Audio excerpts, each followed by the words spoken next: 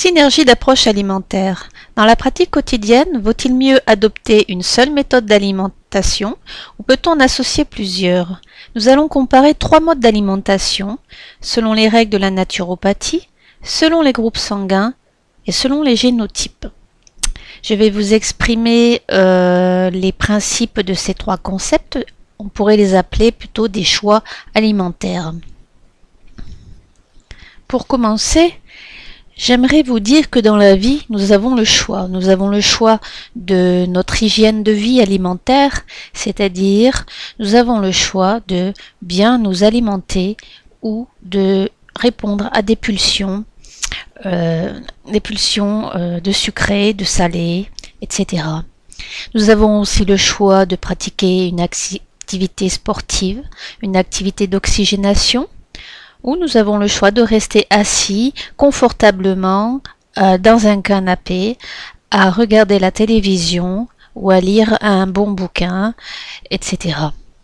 Nous avons aussi le choix, lorsque nous sommes stressés, de répéter les choses intérieurement, de se faire du mal, d'être irritable pour soi et pour son environnement, ou nous avons le choix d'extérioriser ce stress en chantant, en trouvant des activités pour sortir cette énergie qui n'est pas forcément bonne et extérioriser.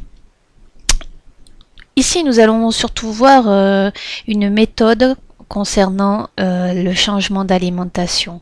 Mais il est important d'intégrer que lorsque l'on souhaite changer d'alimentation, il est essentiel de changer un ensemble d'hygiène de vie, de mode de vie, comme précédemment cité, puisque c'est une manière globale d'envisager le changement alimentaire. Seulement, quelle méthode adopter? Il y en a tant. Ici, dans cette présentation, je vais vous parler de 3 concepts, mais il y en a, donc, comme je vous ai dit, bien d'autres. Il aurait pu y avoir le crudivorisme, le végétarisme, le végétalisme et la méthode de dissociation alimentaire, mais je choisirai le courant des hygiénistes naturopathiques, qui est un courant parmi d'autres. Je choisirai aussi donc le régime selon les groupes sanguins du docteur Peter J. D'Adamo, qui a repris les travaux de son père et lui-même a poursuivi ses études et en est arrivé au régime génotype, donc qui est une alimentation en fonction de son génotype. Je rentrerai un peu plus dans les détails au fur et à mesure de la présentation. Et c'est vrai qu'on ne sait pas quelle méthode porte vraiment ses fruits. Et est-ce qu'on peut les suivre indépendamment? Est-ce qu'on peut les associer? On le verra plus loin. Donc il faut savoir que Pierre-Valentin Marchessault, qui était un biologiste reconnu, diplômé en philosophie, il était aussi professeur d'éducation physique et passionné par les techniques naturelles de santé, a tiré tout son enseignement des médecines ancestrales sumériennes, origine de la Mésopotamie, hippocratique, chinoise, tibétaine, juive, islamique. Et c'est dans les années 40 qu'il s'inspire des mouvements en provenance des États-Unis, des mouvements de plusieurs hygiénistes qui ont remis au goût du jour la naturopathie aux États-Unis.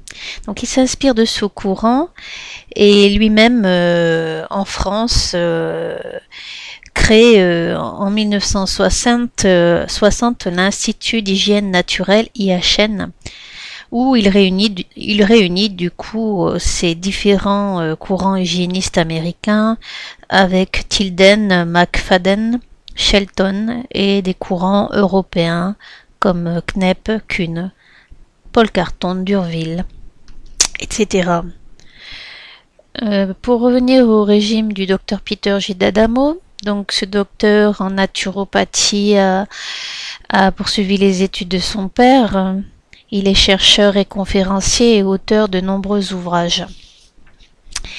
Donc son père, donc lui-même docteur en naturopathie, fut un pionnier en matière de recherche de l'influence des groupes sanguins sur l'état de santé.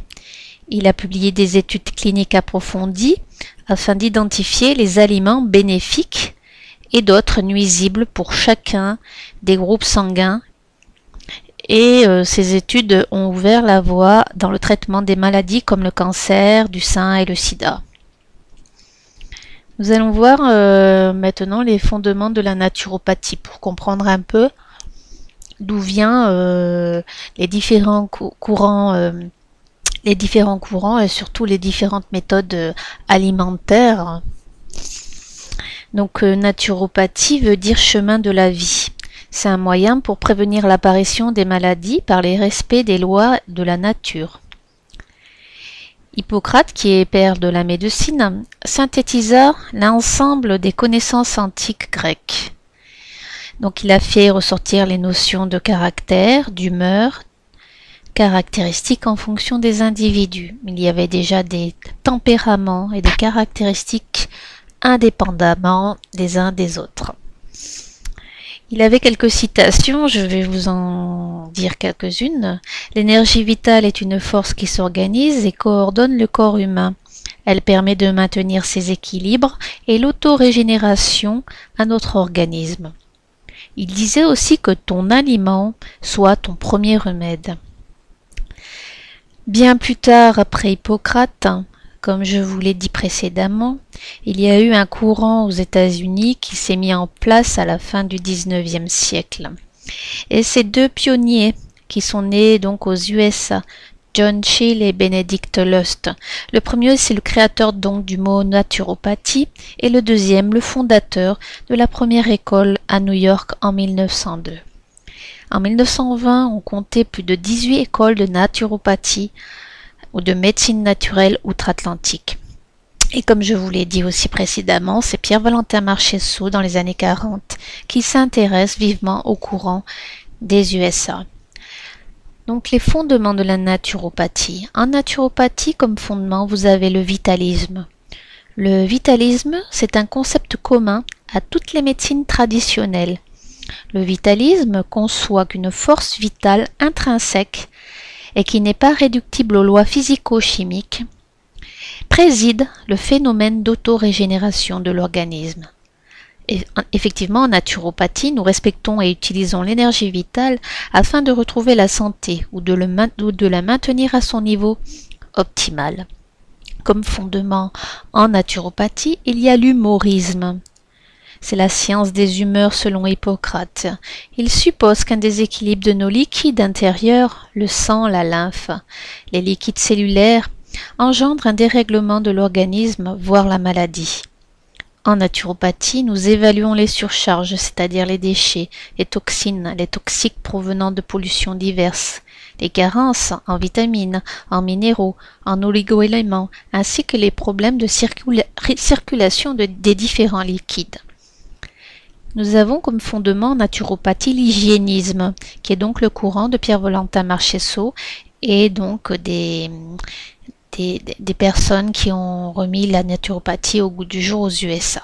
Donc le courant hygiéniste, c'est celui que je pratique, c'est-à-dire venant du courant américain, comme je vous le disais, c'est l'application d'une hygiène de vie au quotidien. On parle plutôt de prévention de la santé, prévention de sa qualité de vie en naturopathie.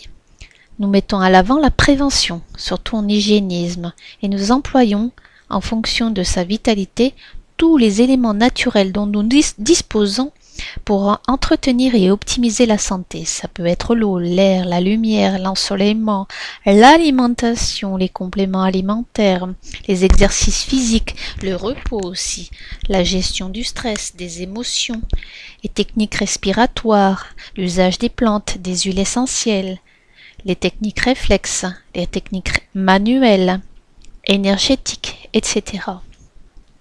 Comme fondement en naturopathie, nous avons aussi le causalisme. C'est aussi un principe hippocratique. C'est une démarche méthodologique qui vise à rechercher là où les causes à l'origine des troubles et non les symptômes apparents, afin de retrouver l'équilibre naturel. Effectivement, en naturopathie, nous recherchons les causes à tous les niveaux, physiologiques, psychosomatiques, etc. Et puis, comme fondement en naturopathie, il y a l'holisme. Le mot holisme vient du grec ancien, holos, qui signifie la totalité, l'entier. En naturopathie, nous appliquons cette philosophie de la globalité. Nous avons une approche globale de l'être humain sur ses différents plans et en interaction avec l'environnement. Rien n'est isolé ni séparé. Voilà l'ensemble des fondements de la naturopathie. Et ensuite, les concepts partent avec un fondement ou l'ensemble de ces fondements. Les pères fondateurs. Donc les pères fondateurs, nous avons en France Pierre Volontaire Marchessault, comme je vous l'ai dit, qui était un de nos pères fondateurs. Mais donc c'est Herbert Shelton qui disait c'est la nature qui a raison, qui est père de l'hygiénisme. Il était diplômé en naturopathie et en chiropratie. C'est lui qui prône pour l'alimentation, la dissociation alimentaire. Je vous laisse vous renseigner sur Internet et ailleurs pour savoir les détails de cette alimentation.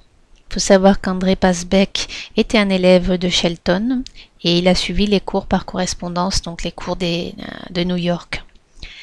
Comme père fondateur, nous pouvons compter aussi Sébastien Knepp, qui était un prêtre catholique qui guérissait par les eaux naturelles, les plantes et toujours les 5 piliers, c'est-à-dire la phytothérapie, la diététique, l'activité physique, donc l'hydrothérapie, et il prenait pour une vie saine et équilibrée. Il y avait aussi Wilhelm Kuhn comme père fondateur, qui était un physiologiste, inventeur du mot enzyme. L'enzyme, qui est une protéine qui joue un rôle de catalyseur biologique, c'est elle qui facilite la réaction biochimique sans en modifier les produits. Il faut savoir qu'elle est synthétisée par les cellules vivantes à partir des informations codées dans l'ADN. L'ADN qui est l'ensemble des informations nécessaires au développement ou au fonctionnement de l'organisme. C'est là où se trouve le support de l'hérédité. C'est là où est portée l'information génétique. L'ARN aussi, qui a un rôle dans de molécules biologiques et qui se trouve dans tous les organismes vivants, y compris dans les virus. Donc l'enzyme répond aux informations transmises par l'ADN de notre sang. Comme père fondateur, il y a aussi le docteur Paul Carton. Le microbe est rien, le terrain est tout. Méthode hippocratique, prévention, détoxiquer, renforcer les défenses immunitaires, les médicaments ont des effets iatrogènes, donc des effets contradictoires. Les vaccinations, il n'était pas pour, le docteur Paul Carton n'était pas pour les vaccinations, il disait qu'il ne fallait pas boire d'alcool, manger moins de viande, moins de sucre et faire des jeûnes. Il a d'ailleurs été emprisonné plus d'une fois pour ses pratiques à outrance selon les pouvoirs publics de jeûne pas encore bien compris par ce système de l'époque. Il pensait aussi qu'il fallait pas changer, donc Paul Carton pensait qu'il fallait pas changer les méthodes alimentaires du jour au lendemain, car ça pouvait faire l'effet inverse. Il avait donc aussi l'approche globale de la personne, en fonction surtout de son tempérament. Il avait défini plusieurs tempéraments, comme le bileux, le nerveux, le sanguin, le lymphatique.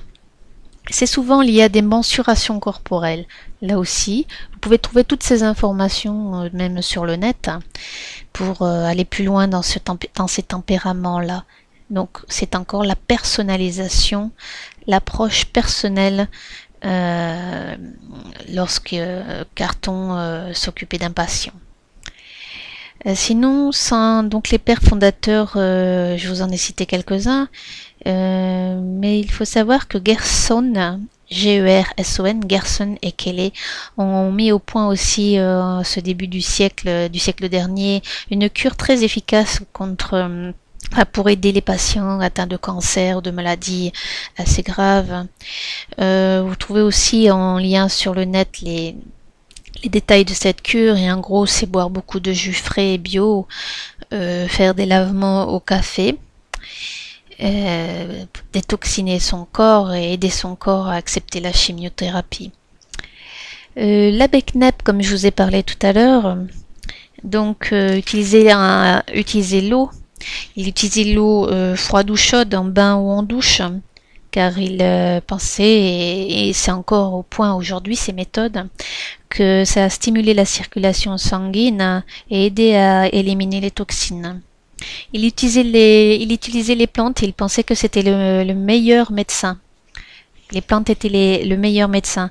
Il préconisait les tisanes, les massages aux huiles essentielles, les inhalations, les sels de bain. Donc encore aujourd'hui, on peut trouver ces préparations en pharmacie selon la méthode et les principes de l'époque de l'abbé. En alimentation, l'abbé proposait plutôt des végétaux. Il pensait que les régimes stricts et les produits transformés n'étaient pas bons pour la santé. Il fallait que les légumes soient cuits lentement. Il fallait manger beaucoup de fruits, de poissons, de céréales. Mais il ne mettait pas une croix sur les délices du terroir, car il pensait que ça permettait d'être en harmonie avec la terre. Il mettait aussi en avant l'abbé Knep les mouvements, donc l'activité physique idéale pour lui c'était celle du plaisir, l'activité qu'on pouvait pratiquer en plein air, comme la natation, le vélo, la marche nordique qu'il pratiquait lui-même. Et il pensait que cet exercice très complet était l'exercice par excellence pour affiner et favoriser l'élimination des toxines.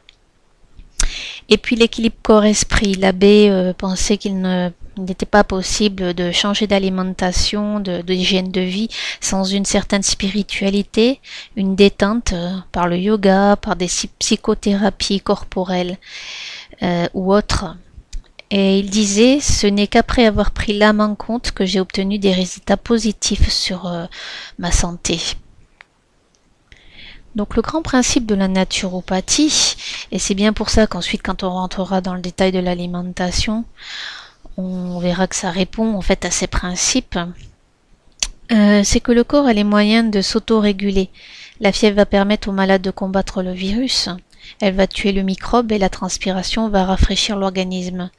Mais où cette énergie prend sa source? Dans le système nerveux et endocrinien. Donc il faut agir en préventif pour stimuler les fonctions d'autorégénération de l'organisme. Et Paul Carton disait, j'aime bien dire cette phrase parce qu'elle est très parlante, ce qui importe par-dessus tout, c'est d'apprendre aux hommes que la vie humaine ne se déroule pas au hasard des circonstances extérieures, et qu'elle est sous la dépendance étroite d'un ensemble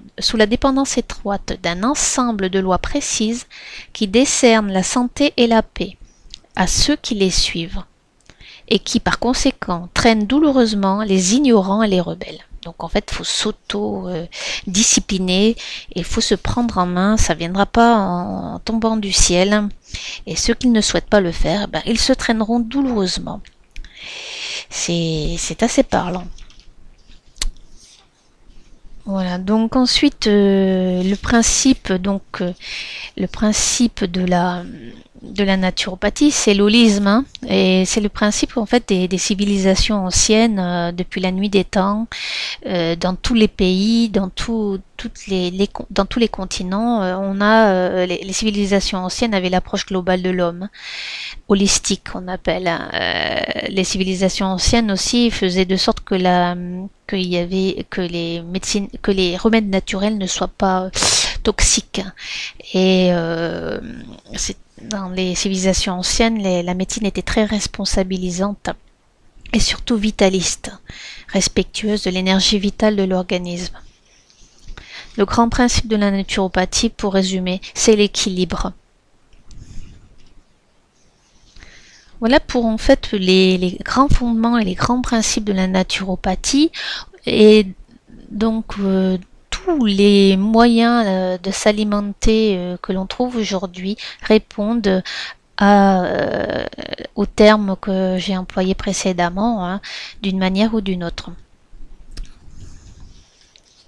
Nous allons voir désormais le régime selon les groupes sanguins. On va pas trop s'attarder parce que je ne veux pas que ce soit fatigant. Donc selon le docteur Peter J. D'Adamo, le groupe sanguin porte en lui la clé des mystères de la santé. Il faudrait établir un lien entre notre groupe sanguin et notre alimentation.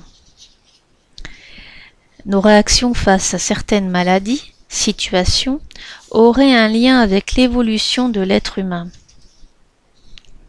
Le O serait le plus ancien des groupes sanguins. Il serait apparu à l'époque de Cro-Magnon. Le A serait apparu et est apparu avec l'agriculture, la sédentarité.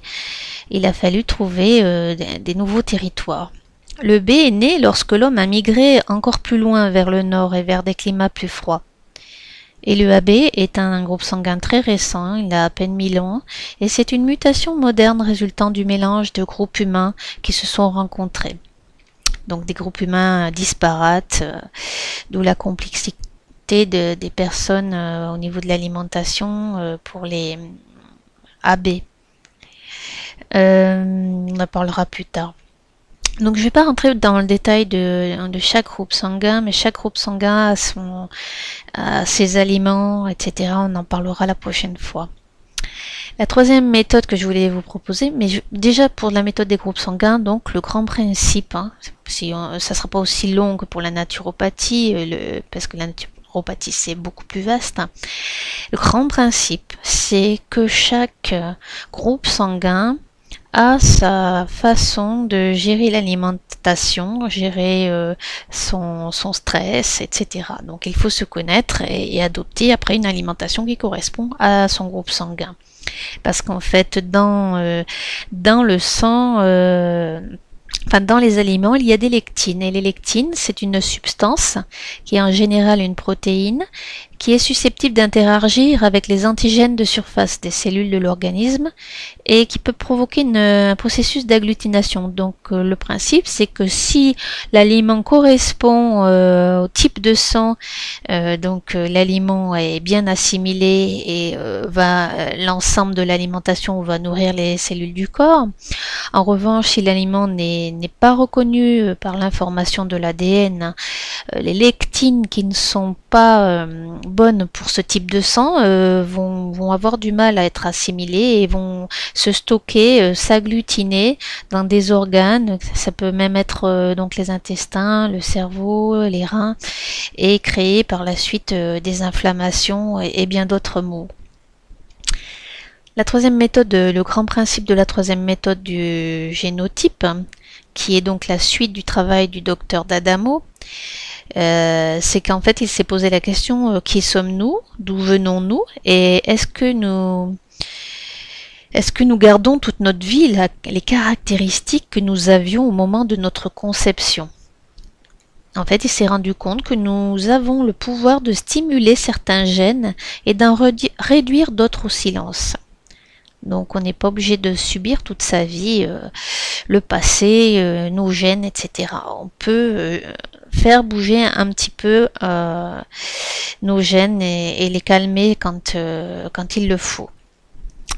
Donc là je résume bien évidemment. Donc là le grand principe de la méthode génotype, au lieu d'être le groupe sanguin comme auparavant, ça va être 6 types de personnes, des génotypes. Donc génotype en fait c'est un ensemble des gènes d'un individu. C'est la contraction de génotype et archétype. Et contrairement au groupe sanguin, le génotype renvoie à la génétique et à l'épigénétique, c'est-à-dire les interactions des gènes avec son environnement, en cumulant avec les antécédents de des antécédents de santé familiaux et personnels.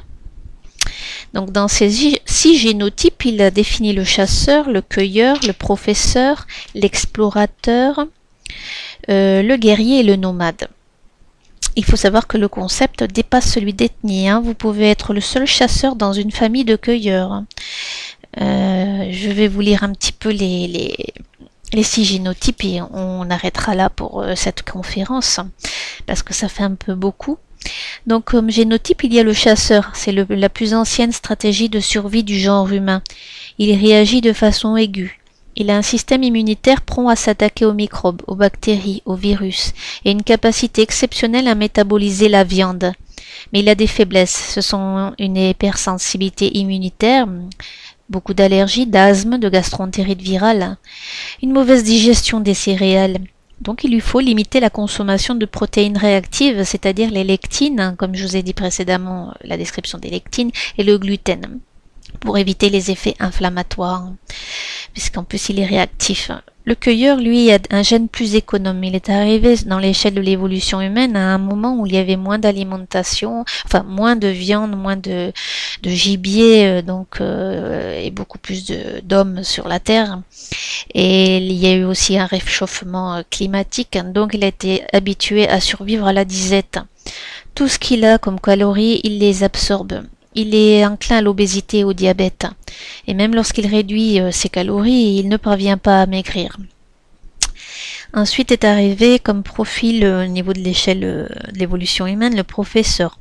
Donc il est apparu à une époque de grande migration, donc il a fallu quitter les territoires devenus sans alimentation, des déserts.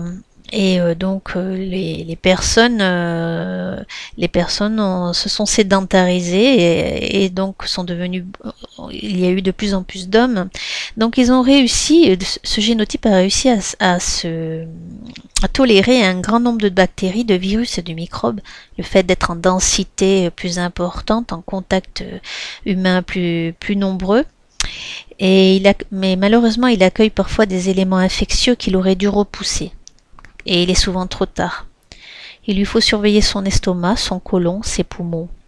Pour être en bonne santé, il est préférable pour ce génotype de renforcer ses défenses immunitaires avec des aliments, suppléments et modes de vie adaptés. Comme génotype, il y a aussi l'explorateur. Celui-là est réactif au contraire à la majorité. Il est souvent gaucher, rhésus négatif, asymétrique. Il a sa manière de digérer, de combattre la maladie. On va dire que sa phrase type, ça pourrait être quand je veux, comme je veux. Son régime alimentaire aura par conséquent pour objectif de modérer un peu ces contrastes, ces contradictions pour protéger son talon d'Achille. Ensuite, nous avons le guerrier qui est économe. Il est plus sélectif que le cueilleur. S'il est actif physiquement, le métabolisme fonctionne. Mais s'il est sédentaire, il va engraisser à une vitesse alarmante. Donc il faut qu'il soit endurant et vigoureux et adapter une alimentation qui va lui permettre de prolonger son existence. Le dernier génotype, c'est le nomade. C'est un génotype très tolérant. Il est armé pour combattre les menaces environnementales, les microbes et les bactéries. Seulement, il manque de coordination entre les systèmes immunitaires, le système cardiovasculaire et son système nerveux. D'où des infections virales chroniques et des troubles de la mémoire. Il est sensible au stress et il lui faut un régime enclin à pallier les déficiences de son système immunitaire et à rétablir la communication au sein de son organisme. Voyez un petit peu ces 6 génotypes-là que le docteur d'Adamo a répertoriés.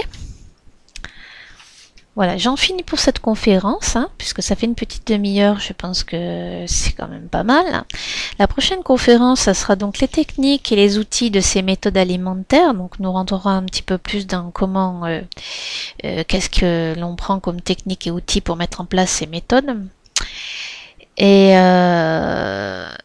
je vous dis donc à la prochaine conférence au sein de l'association Nutri Santé Prévention, présidée par Patricia Paco.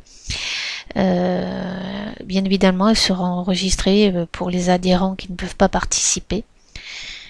Si vous avez d'autres questions, des précisions, si vous êtes intéressé par ce que je viens de dire dans cette conférence, vous pouvez me joindre sur Facebook, sur la page Nature Ensemble, tout accroché, Nature Ensemble, ou Marie-Hélène Bonnet, et puis vous me demandez en contact.